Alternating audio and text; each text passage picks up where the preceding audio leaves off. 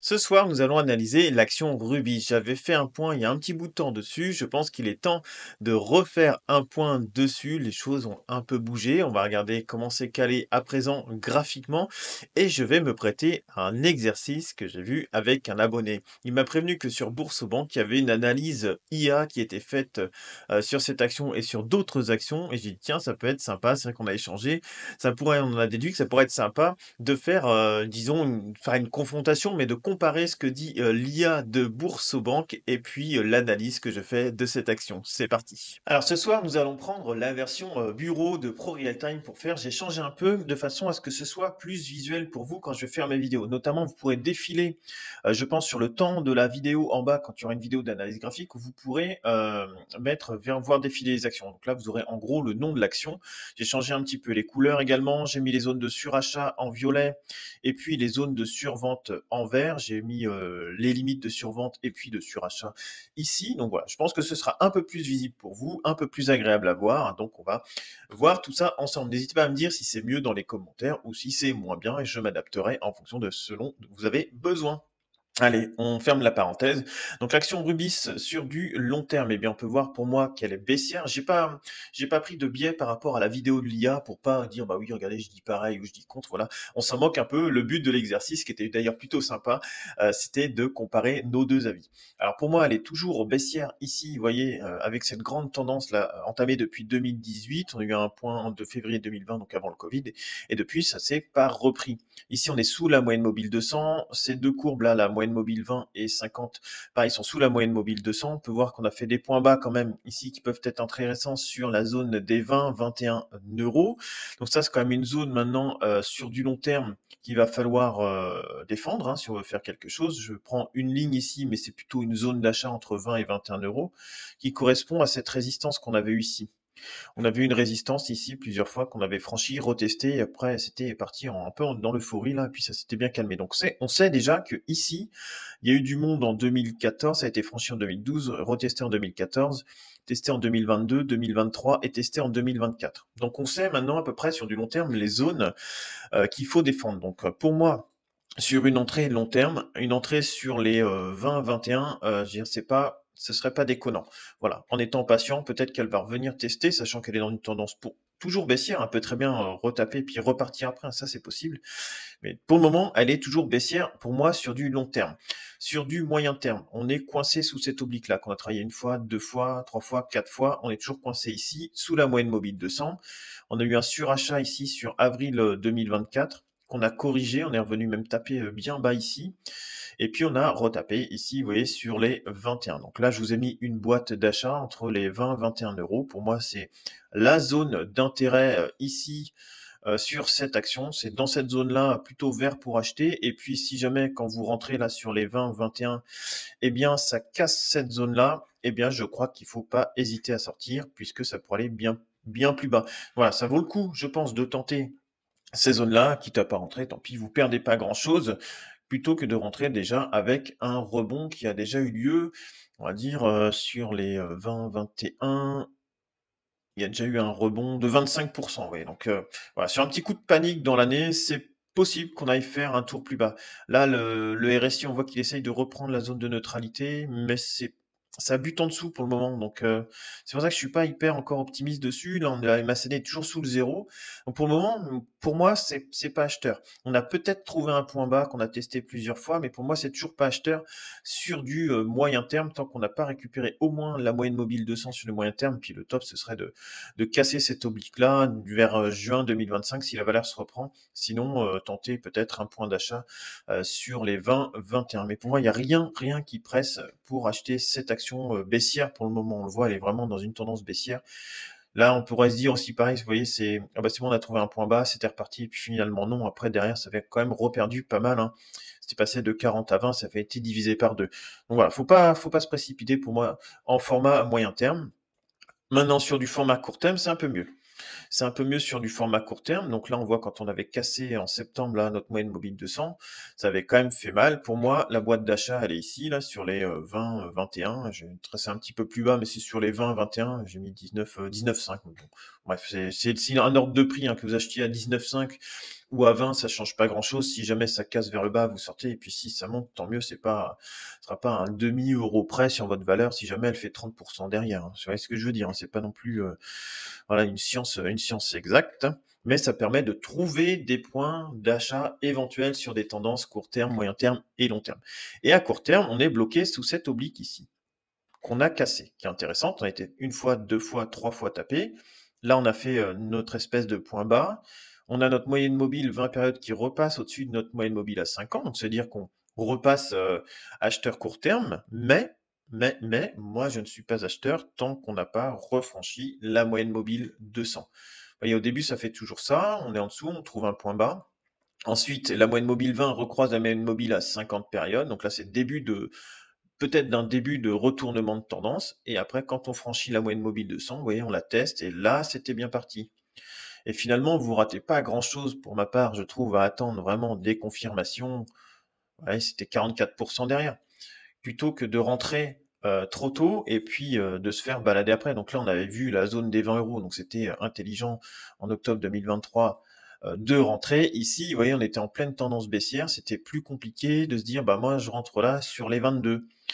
Mais bon, voilà, des fois, ça aussi, ça marche pas très bien. Il arrive des fois où on fait des choses et puis on veut rentrer, on croit que ça repart, un peu comme là, ça croise, puis finalement, regardez, derrière, puisqu'il y a pas eu de confirmation, on se dit, bah tiens, si bon, ça rouvre, et bien derrière, on prend une gamelle entre 23 et 20, on va regarder. La gamelle de vous perdez 14%. 14%, c'est quand même pas mal, hein, sur une position. Alors que si vous attendez un petit peu, bon, ça vaut le coup de rentrer. Là, vous seriez rentré là, un stop un peu plus bas, bon, c'est validé, vous repartez. Et puis vous sortez quand là, ça croise, que vous avez un RSI qui casse la zone de neutralité, pareil pour les MACD, donc on peut voir que c'était à peu près par là. Donc vous seriez fait sortir normalement par là. Vous auriez pris ce gap là, puis le moment de sortir, il était par là. Donc sur les 30, donc vous auriez fait un trade, une position court terme, hein, je parle sur du court terme, hein. Vous auriez pris 30%. Vous rentrez pas au plus bas, vous sortez pas au plus haut, ça se fait jamais, sauf pour les monteurs. Et puis derrière, vous prenez une belle position. Et puis sur du moyen terme, bah, là, la tendance, elle était plutôt d'entrer, mettons par là. Avec pareil nos deux courbes qui se croisent au-dessus de la moyenne mobile 200, elle était là, avec un point de sortie qui se situait, vous seriez sorti par là peut-être, 104%. Voilà. Mais là, pour le moment, pour moi, c'est toujours pas acheteur. Donc maintenant, on va regarder ce que nous dit l'IA de BoursoBank. Alors, je suis bien sur la valeur Rubis ici, hein. Donc là, je suis pas connecté, hein. J'ai un compte sur BoursoBank, je suis pas connecté. Donc, ça veut dire que c'est également accessible pour vous. Et là, il y a la valeur vue par l'IA. Donc, merci à notre abonné, c'est l'aventurier du dimanche, qui m'a mis la puce à l'oreille là-dessus. Et merci à lui d'ailleurs. Bonjour à lui. Là, Rubis, acteur dynamique dans l'énergie, excelle dans la distribution énergétique et l'électricité verte. voilà. Passons à présent aux informations suivantes. Les objectifs de cours. L'objectif de cours à 1 an est, selon 6 analystes, de 30,60 €, avec un maximum de 52,50 € et Bon, un ça. minimum de 25,38 €. Alors, voilà, il y a des analystes et ils disent, vous voyez, la fourchette entre 25 et 52. Bon, ça fait quand même une sacrée différence entre 25 et 52, hein. Alors 25, il y en a un qui dit, il est par là. Bon, lui, il se mouille pas trop, il dit, on reste là. 52, on arrive là, hein. Je vais dézoomer, hein. 52, on est là. Donc il y en a un qui est quand même pas mal optimiste, hein. Il se dit, bon, bah peut-être que au 31 janvier, donc c'est à peu près maintenant, on va dire 52, il tape quand même sur du plus 100%, hein. Bon, je vous souhaite, hein, ceux qui sont sur l'action, de faire du plus 100%. On est déjà début février. Bon, il va falloir que ça mette quand même un sacré coup, non seulement je pense sur toutes les valeurs un peu pétrolières et tout ça. Sinon, ça va être un peu compliqué. Mais bon, vous voyez, c'est pour ça. Moi, j'aime pas donner vraiment d'objectif de cours parce que je pars du principe que je sais pas. Voilà, j'aime bien dire par contre, la tendance, elle est haussière, voilà, il y aura un point d'achat là pour ensuite ressortir, je sais pas quand.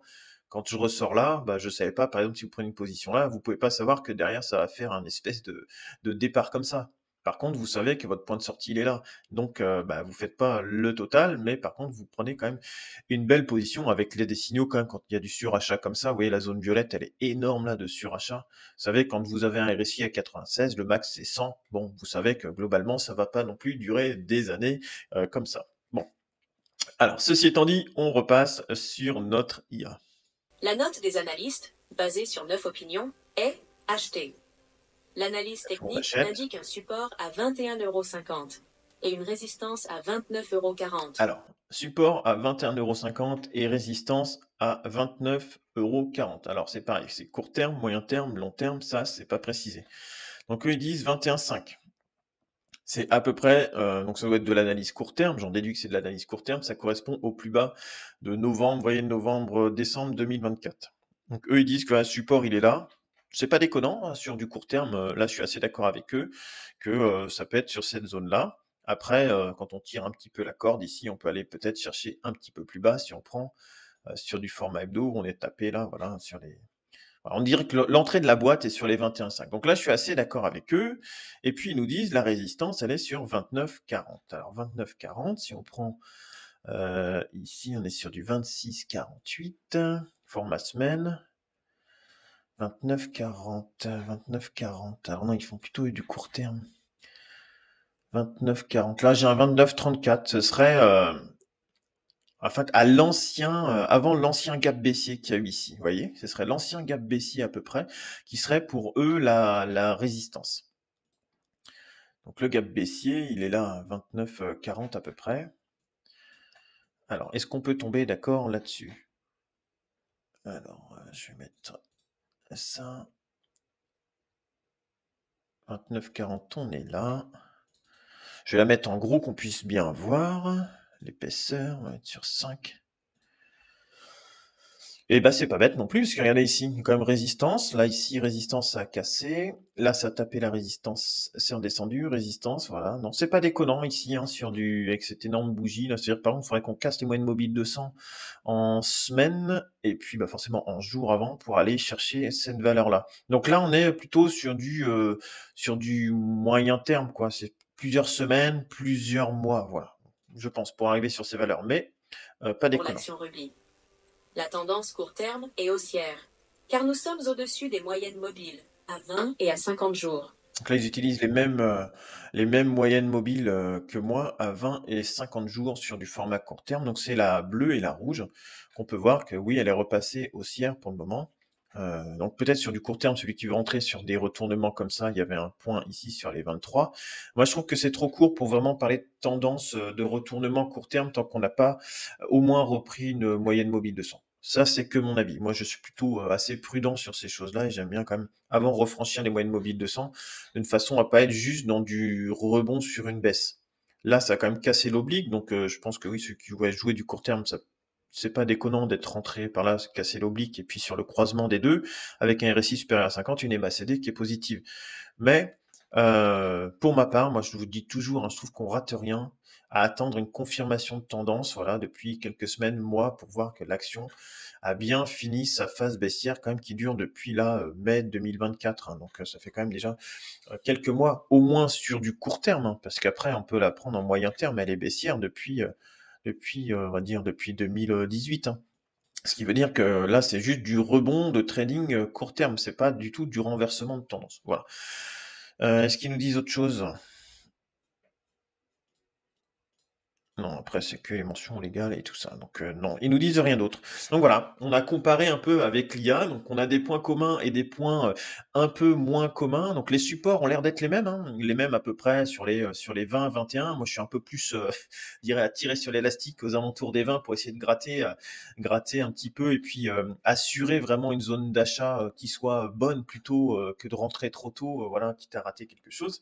Jouer, ouais, plutôt sur des phases vraiment un peu de, on sera bien dans le vert ici, c'est-à-dire bien en survente. Et ça pourrait être pas mal. Et après, sur la tendance moyen-long terme, pourquoi pas aller chercher ça, mais je ne vous donne pas d'objectif puisque pour moi, tant qu'on n'a pas franchi les moyennes mobiles 200 moyen terme, on n'a pas de retournement de tendance. Et là, en journalier, pour nous, on n'a pas de retournement de tendance. On a un rebond pour le moment court terme tant qu'on n'a pas repris la moyenne mobile 200.